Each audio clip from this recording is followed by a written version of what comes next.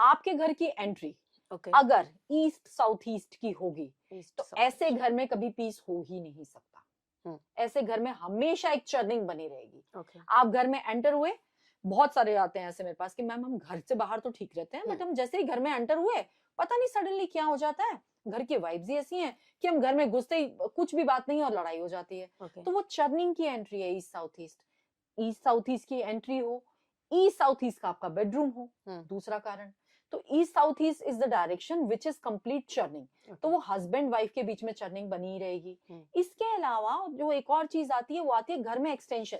जो नॉर्मली मैं दिल्ली में देखती हूँ लोग पता है क्या करते हैं, मुझे 2 फीट की जगह यहाँ मिल गई, मुझे 1 फीट की जगह यहाँ मिल गई, बढ़ा लो। मैंने एक रेगुलर शेप को इधर से बढ़ाया उधर से बढ़ाया, डिसबैलेंस कर दिया। अब वो क्या होता है, समाव कई बार क्या किया मैंने, ईस्ट साउथ ईस्ट की डायरेक्शन को बढ़ा दिया। जैसे ही मैंने वो बढ़ाया, मैंने वो घर में चर्निंग प्लेस मेरा एक्सटेंड कर दिया। अच्छा खासा चलता हुआ घर मेरा चर्निंग उसमें एड अप हो गया।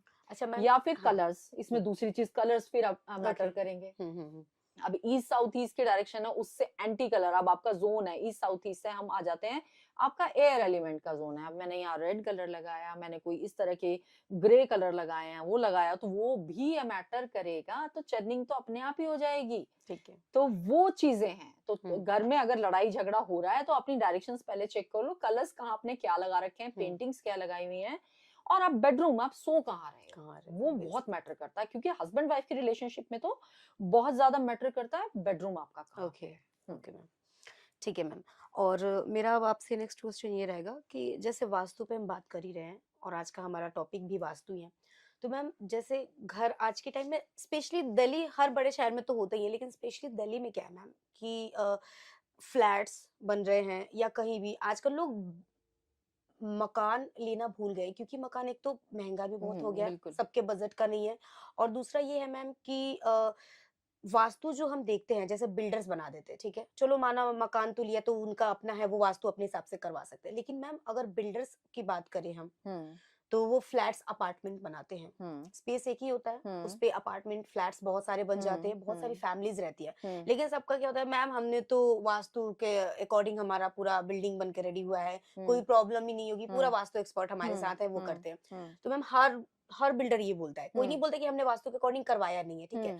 तो मैम अब मेरा ये क्वेश्चन आपसे कि वास्तु के अकॉर्डिंग होते हुए भी लोगों को प्रॉब्लम्स क्यों होती है, और उसी फैमिली में कुछ लोग होते हैं जिनको प्रॉब्लम्स नहीं होती है, तो क्या अगर एक वास्तु के अकॉर्डिंग बिल्डिंग पूरी बन गई है तो हर फैमिली के लिए वो तो बेनिफिट नहीं कर सकता ना मैम, तो आप बताइए। पहली बात तो अगर मोस्ट ऑफ द टाइम ये हर एक बिल्डर बोल रहा है कि हमने वास्तु के हिसाब से बनाया है, मोस्टली जब हम जाते हैं तो उनकी कई बार तो डायरेक्शन ही उल्टी होती है। ओके मैम, बिल्डर्स को क्या है, बिल्डर्स को तो अपना फ्लैट बेचना है, ठीक है ना।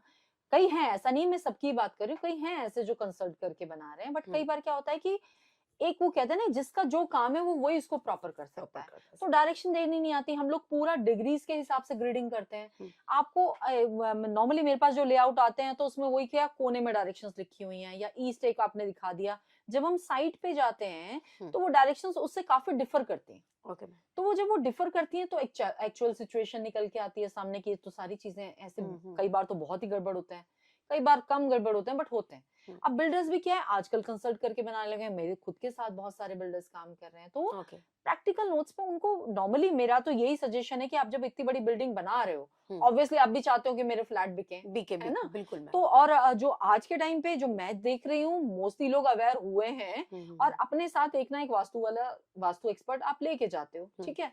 तो उस टाइम पे जब वो वास्तु वाला रिजेक्ट कर देता है तो फिर वो बिल्डर के फ्लैट बिकते नहीं है। तो वो पहले से आप उस चीज का ध्यान दो कि मुझे एक प्रॉपर एक एटलीस्ट एक बेसिक वास्तु, मैंने आप एस्ट्रो वास्तु तो नहीं फॉलो कर सकते, I can understand, astro vastu तो भाई जो रहेगा घर में उसके लिए, बट एक बेसिक वास्तु के जो रूल्स हैं वो आप जरूर फॉलो करो, जो सबके हित में हो, बिल्कुल। और दूसरा बेनिफिट मिले उससे। सबसे ज्यादा जो देखने को मिलता है बहुत कटे हुए फ्लैट्स होते हैं, कॉर्नर्स तो नॉर्मली कटे हुए होते हैं, तो जब वो कट जाते हैं तो वो डायरेक्शन पर्टिकुलर कट जाती है, पर्टिकुलर डायरेक्शन कट गई तो उससे मिलने वाले बेनिफिट्स खत्म अच्छा हो मैम, गए। फ्लैट्स वगैरह की बात कर रहे हो तो एक मैं मेरे मन में ये भी आ रहा है कि जैसे आजकल फ्लैट्स जो बन रहे हैं हर रूम में बैल्कनीज दे देते हैं, 3 4 5, तो मैम इसमें भी कुछ इम्पैक्ट होता है कि मतलब इतनी बैल्कनी आप लोगे तो आपके लिए ज्यादा बेटर होगा, या फिर एंट्री की बात कर लेते हैं मैम फ्लैट में कि किस डायरेक्शन की एंट्री होगी तो उनके लिए बेटर होगा। अब क्या होता है ना, आपने बात करी बालकनी की। हम्म। बालकनी तो देखो कुछ अच्छी होंगी तो कुछ खराब भी होंगे डेफिनेटली। बिल्कुल हम मैम, जो बात बिल्कुल करते हैं बिल्कुल। वास्तु में, हम्म। हमारा मेनली होता है कि नॉर्थ और ईस्ट की डायरेक्शन ओपन ज्यादा होनी चाहिए। Okay ma'am. तो बालकनीज नॉर्थ और ईस्ट डायरेक्शन की डेफिनेटली अच्छी ही हैं, गुड। ओपन है वो एरिया, एनर्जी आएगी। तो आपका जो सनराइज हो रहा है उसकी एनर्जी आ रही है नॉर्थ की डायरेक्शन से, आपका वो पूरा ओपन है, तो आपका कुबेर भी, आपका जो अपॉर्चुनिटी वो सब बैलेंस्ड है। बट वेस्ट और साउथ भी होगा ऑब्वियसली, 5-6 बालकनीज हैं तो उस हिसाब से फिर उसको हमें ट्रीट करना पड़ता है। दूसरा अब आप बात कर रहे हो एंट्री एंट्री की। की। अब एंट्री क्या होता है कि एंट्री, कोई भी एंट्री हो, मैं नॉर्मली हमेशा ये बोलती हूँ कि सारी एंट्रीज अच्छी हैं और सारी एंट्रीज खराब हैं। सिर्फ एक साउथ वेस्ट की एंट्री मैं बिल्कुल अलाउ नहीं करती।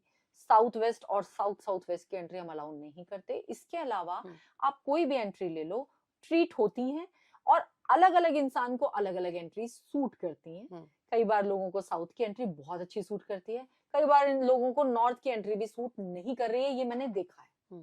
ठीक है ना, नॉर्थ की एंट्री लेके बैठे हैं मगर आपकी पत्री में तो आपका बुद्धि नीच का है। ओके, तो उसका बेनिफिट आपको कैसे मिलेगा? तो ऐसा नहीं है, आधे अधूरे ज्ञान पे मत जाएं कि नॉर्थ ले लिया, ईस्ट ले लिया और मेरा तो बहुत बढ़िया हो गया। आज भी लोग ब्लाइंडली ढूंढ रहे हैं मेरे को नॉर्थ फेसिंग घर मिल जाए बस, और मेरी तो निकल पड़ी। ऐसा नहीं है।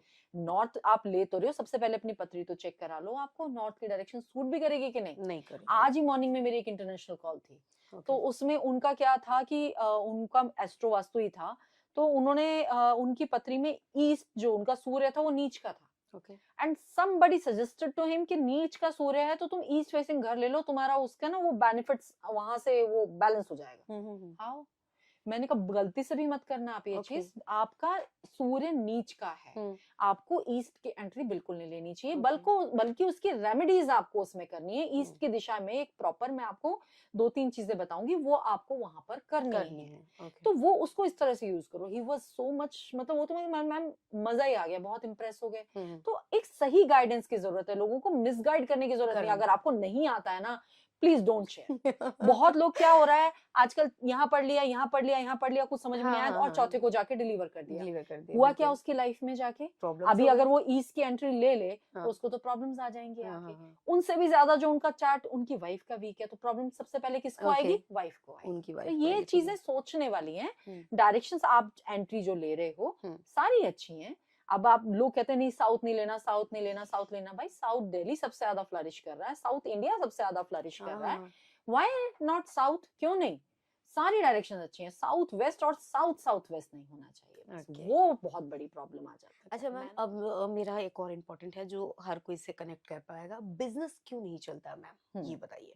ऐसा होता है कि मैम, एक तो ये होता है कि वास्तु का कुछ हो सकता है ऑफिस में कि वास्तु उनका सही नहीं है, एक तो ये हो जाता है, एक आप ये बता दो। और दूसरा मेरा बिजनेस से ही रिलेटेड ये है कि वास्तु वगैरह सब ठीक है, पहले उनका काम चल रहा है या पर्टिकुलर किसी मंथ में ज्यादा चलता है, ठीक है, और वही काम फिर बाकी पूरे इयर्स के लिए क्यों नहीं चल रहा है? क्योंकि वास्तु तो उन्होंने चेंज नहीं करा, जो वास्तु उन्होंने, जो भी इंटीरियर ऑफिस का काउंटर वगैरह जो भी है उनका सब वैसा है एज इट, तो तब वो उनको बेनिफिट दे रहा है, फिर बाद में वही चीजें बिना चेंज करे क्यों बेनिफिट नहीं दे रहा है, ये बताइए। ऐसा होता है कि सबसे पहले तो इस पे वही बिजनेस की जहां बात आ जाती है, अगेन मैं आपको लेके चलूंगी नॉर्थ के डायरेक्शन। नॉर्थ, आपका जो ऑफिस है उसमें सबसे पहले आप चेक करो आपके नॉर्थ के डायरेक्शन, आपके उत्तर दिशा में क्या है, आप बैठे कहाँ हो, है ना? सिटिंग पोजीशन का बहुत इंपॉर्टेंट रोल होता है। आप बैठे कहाँ हो, आप नॉर्थ फेसिंग बैठे हो कि आप ईस्ट फेसिंग बैठे हो, ये डायरेक्शंस में आप फेस करके बैठ सकते हो। बट आप कहीं नॉर्थ में बैक करके और साउथ की तरफ मुंह करके तो नहीं बैठे हो, बहुत इंपॉर्टेंट चीज है। तो ये चीज का आपको ध्यान देने की जरूरत है। आपके ऑफिस में आपने क्या क्या चीजें लगा रखी हैं, क्या आपका इंटीरियर किस तरह का है, क्या कलर्स को आपने दिया है, कोई आपने नॉर्थ के डायरेक्शन में कोई इस तरह की पेंटिंग तो नहीं लगा रखी है जो कि नेगेटिव इम्पैक्ट दे रही है वहां पे। अगेन कलर्स का रोल तो आ ही जाता है। इसके अलावा अब आप कह रहे हो कि चलते चलते रुक जाना, तो इसके 2 तरीके होते हैं। एक तो क्या होता है कि अच्छा काम चला, किसी की टोक लग गई, काम रुक गया। हाँ बिल्कुल मैम। इसमें मैंने अभी रील बनाई थी, उसमें मैंने दिए भी हैं उपाय लोगों को। तो आपका चलते चलते काम रुक जाना तो डेफिनेटली वो टोक लगी है आपको कि बहुत अच्छा काम चला और किसी की टोक लग गई। ओके। करते हैं लोग, और कई लोग इतने सेंसिटिव होते हैं कि उन्हें बहुत जल्दी लग लग जाती जाती है मैम, बिल्कुल। दूसरा एक और चीज होती है, फिर इसमें आपका एस्ट्रो वास्तु आ जाता है। हम्म। जब मैंने काम शुरू किया उस टाइम तो मेरी दशाएं प्रॉपर चल रही थी, उसके बाद मैंने एस्ट्रो वास्तु तो कराया नहीं वहां का, तो अब मेरा उसके बाद जो दशा और अंतरदशा कोई ऐसी आ गई कि वो मेरे काम पे इम्पैक्ट आने लगा, या मेरे वास्तु दोष उस टाइम भी थे जब मैंने वो काम शुरू किया, बिल्कुल। मगर उस टाइम मेरी दशाएं थोड़ी फेवरेबल चल रही थी तो वो उसका इम्पैक्ट उतना आया नहीं, काम चला। और जैसे ही वो मेरी दशाएं चेंज हुई तो वो उनका इम्पैक्ट आने लग गया और वो मेरा काम पे रुक गया। एक और चीज होती है जो कि नॉर्मली आपको सिर्फ इतने साल के एक्सपीरियंस में ही पता चलती है। कई बार क्या होता है कि आपकी अगर एंट्री है साउथ वेस्ट की, ठीक है, बिल्कुल। तो आपने साउथ वेस्ट की एंट्री से जब आपने आपने कोई बिजनेस खोला तो आपने पहले साल तो बहुत ज्यादा बूम, आपने बहुत ग्रो कर लिया और उसके बाद डाउन डाउन, बिल्कुल।